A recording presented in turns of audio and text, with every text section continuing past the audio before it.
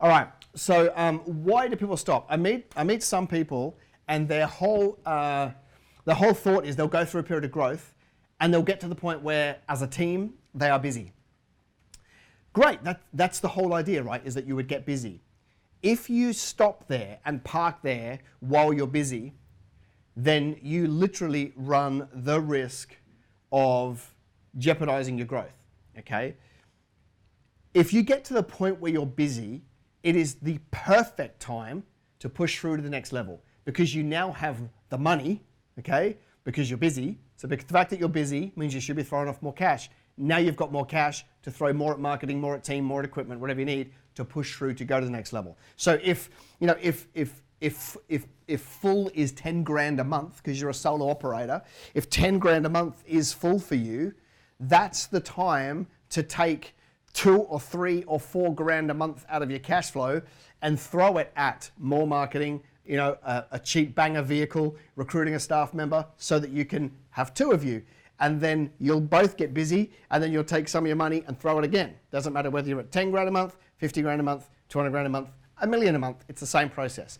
It's when you get busy and you get maxed out that you've actually got to double down and take the money that you're getting from being maxed out and throw it at the next round of growth, which is always going to be more marketing, more people, and more equipment. So, but I want to kind of boil it down, right? You're sitting there and you're thinking, I want to grow. Good idea. How? All right, now, 2 ways to grow. There's more than 2, but I kind of want to keep it really nice and simple. Is that nice and clear, boys? Do you reckon that's clear enough to see? Yeah, I'm using the thin pen today. All right, number 1 and number 2. Oh, I love the way it does that. Oh, well, obviously I can't draw consistently because one's an oval and one's a circle. Okay, here's one way to go, right? You can get more products to the same audience. I'll talk about these in a minute. Or more channels, same products. So let's talk about these, right? Talking about you building a pipeline. Business is nothing more than a pipeline, and we want to get more money coming out of the back of that pipeline. So a couple of different options that you have. Let's say you've currently got, 1,000 customers, or you currently work with 10 customers, or you work with 100. It doesn't really matter the number. 10,000, 10, doesn't really matter. However many customers you've currently got right now, one of your options is just to come up with another product and another service to sell to the same audience that you've currently got right now, okay? So just put some numbers around this. If you're currently selling a $100 widget to your customers, to your clients, well, one of the ways to grow is just to find another widget that your customers are buying from somewhere that's complementary to your business and also sell it to your clients. Okay, so now they're spending $150 or $120 or $110 or $108 or $300. So just getting another product or another service and selling it to down the same pipeline of customers that you've already got will obviously mean that you make more money. Okay, so just to give you an idea, right? Business Greenhouse, our coaching company, we've got one-on-one coaching, we've got group coaching programs, we've got products online, we've got da-da-da-da, we've got boardroom training, da-da-da. We've got all these things, and we're always telling our current clients about the other things that they could come and buy. And so you should do that, okay? And by the way, we're going to move into a whole bunch of other services that aren't coaching at all. Why? Because we can do a better job than their current providers, and it's an avenue to growth. So we can take more products and push it to the same clients, and that is a good way to grow, okay? But the other one, so that's that one. Okay, number 1 and number 2. Then, of course, if you don't want to do that and you want to stick to the products/services that you've got, then the other way to growth is obviously more channels, okay? So finding more groups of clients, finding avenues to get to more groups of clients to be able to sell what you currently sell to a larger group of people. There's fors and against for both. I wouldn't say one is better than the other, because the expense of finding more channels is pretty high, but sometimes the expense of the research and development for other products can be high. In fact, just thinking about it on the fly, I think number one is faster and cheaper. But there would be certain circumstances where that's not true. But generally, I would say option number one here is probably faster and cheaper. So that's important to me. Now, the thing is, when you're a small business, let's say hypothetically you're doing under 5 million in revenue, it's actually very hard to chase both of these strategies at one time. It's better to have a strategic objective and kind of say, right, at the moment we're chasing more channels, or at the moment we're chasing more products and services. Obviously, as your business gets bigger and your team gets bigger, you can actually have entire, one part of your team works on building out more channels to find more to sell what you currently do, and then the other part of your team can find more products and services to sell to your current clients. Okay, so as you get bigger, obviously it gets easier because you've got more team and support around you, and you could give KPIs independent, so they could be working on number one and number two at the same time. Okay. That's kind of like a quick and dirty. Which one of those are you going to go do to chase growth, right? And you can always just choose between those two. Am I going to come up with another product sell to my current customers, or am I going to find new customers through more channels? The mistake that most people make, though, I'm going to draw a seesaw, okay? Or if you're American and you're watching, a teeter-totter. Work that one out. All right, so here's a seesaw. The mistake that most people make is they either chase the work or they do the work, okay? And they live on this bounce, bounce, bounce, bounce, bounce, bounce situation. So here's what happens. They chase a whole bunch of work, market like mad, put out flyers, do Google, Facebook ads, like joint venture strategic alliances, all the good stuff. They go out there, they get a whole bunch of inquiry in. Now they're flat out busy. So they're on the phone doing quotes, producing the products and services, And as long as they're not marketing, they're not chasing, okay? So what happens then is they're doing. They get to the end of all of that new inquiry, and then they've realized that we didn't do any chasing, so now we've got no work. So they go back and go, okay, we've got to chase because we're not as busy. Chase.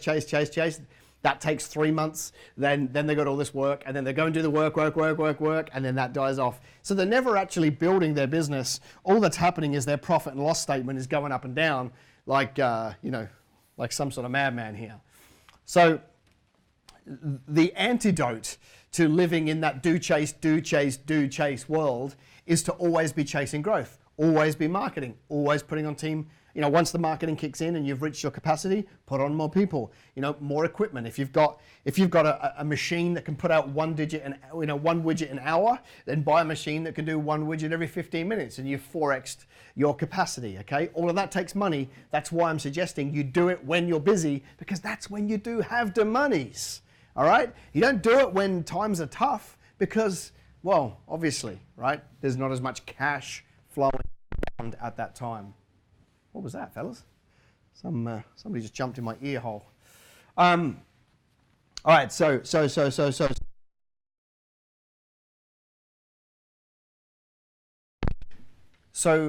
that we can consistently do this, the name of the game is test and measure.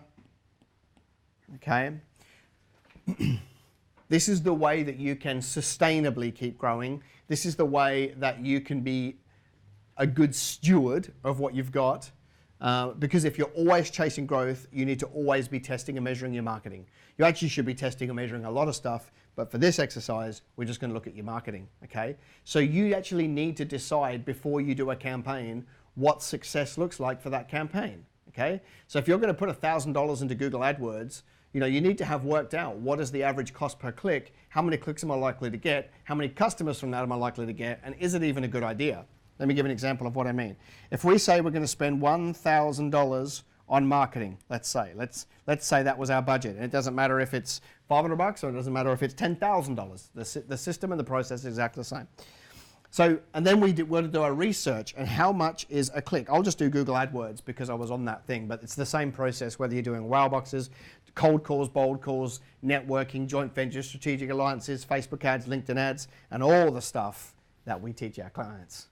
All right. So if a click is, let's say, $11.60, I'm just picking a random number, then, we just got to, simply do the maths. How many clicks could I get for my $1,000? So you divide that into each other.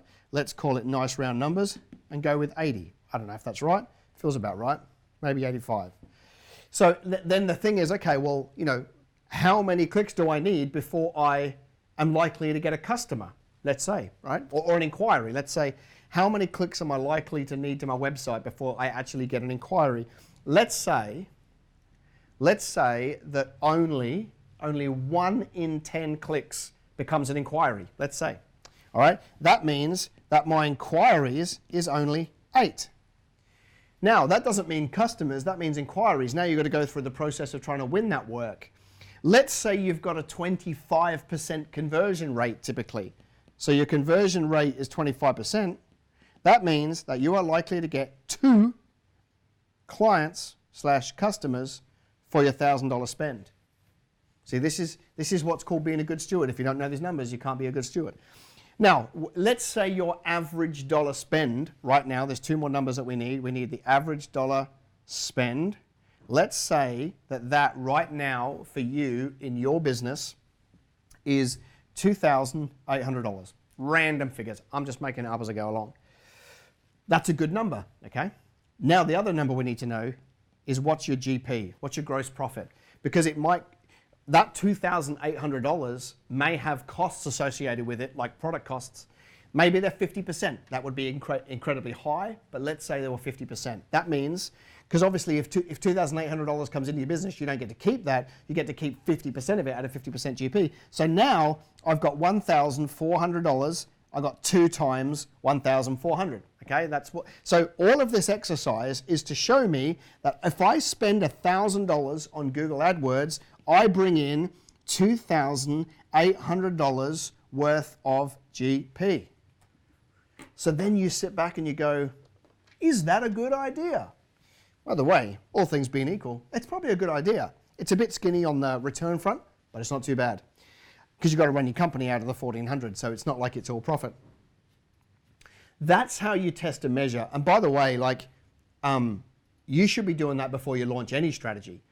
The numbers will be different. If you're doing cold calling, which I recommend, then there's going to be very little hard cost unless somebody else is doing the calls and you've got some wages and some time, but there's no hard cost, okay? So then, your return will be accordingly. Then, so that's kind of before you set up a strategy. By the way, if you think this is valuable, I'm giving you some stuff here that you're not even using right now, even though you've been around business a long time. So give me a thumbs up or something, even a fist pump, all right? Come on. Give the Kingdom Business TV some love up in this place, all right? So that's before you do a strategy, because sometimes, you'll do the numbers and realize, I don't have enough budget to get this to work, or I shouldn't sell that product or service because it's not going to work, or this strategy is too expensive, right? So by doing that, you can catch strategy before it's bad.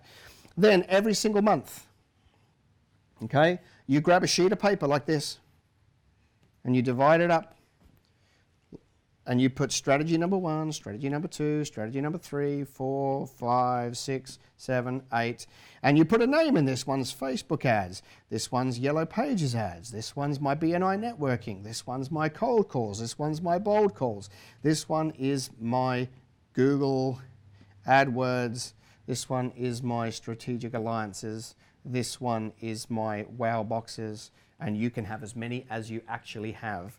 And then all you do every single month is you literally, as your leads and inquiry come in and you ask every single person, how did you hear about me? You go back to your sheet of paper, right? We don't need to be technical and have a CRM. It's not a bad idea for a bigger business, but a good CRM that worked for a long time was a bit of paper. You stick it to the desk that you work at and you say to everybody that calls you, emails in, or you have any interaction with, hey, can I just ask how you found out about us? And they'll say, hey, I saw your Facebook ad. And you put a tick in the box and then you put their surname. Their surname was Smith. And then you go all the way through the month and you go, oh, BNI, I got 2 from BNI, I got Smith and Smith 2. And then from this one here, I got, this many. And then this one, I got 5 from that one, these surnames. Da, da, da, da, da, da, da, da, da, da. And you go all the way through the month and you start to collate. Now, you'll notice that there's no leads that came in from Yellow Pages. All right, shocking news, that's always going to happen. And then what happens is you're able to then collate at the end of the month and go, okay, got a lead from Facebook, surname Smith. Did they go ahead? Yes, they did. They provided me $649. How much did I spend on Facebook this month? $649. Was it a good idea? Maybe. It'll depend on the GP and those sort of things, and are they a return customer? If they're spending $649 every month for the next 12 months, then yes, it was a good investment. And you can just go through and you can go, my wow boxes, they cost me, $600 and they brought in 6,000. Great, I'll do it again. My strategic alliances, they only cost me $150 to go to lunch with some two people, but they brought in one job at $1,000, right? This is how you be a good steward, right? See, there's no point in telling you to always be chasing growth if you don't, at the same time, manage the growth, plan for the growth, and test and measure the growth so that you are in control of your business. When you have that kind of data, you become like the captain of the ship, okay? You're just looking at data and reacting and deploying time and deploying money on the strategies that work, always seeing, okay, that's not working, take money from that, put it to that one that is working, and that's how you compound this business thing, all right? That's how it compounds. Did you know that this show goes onto Facebook, it goes onto YouTube, it goes onto Instagram, it goes onto iTunes, and it goes onto LinkedIn? Do me a favor, would you? Tell more people about the show so that I can spread the message. Love ya. See ya.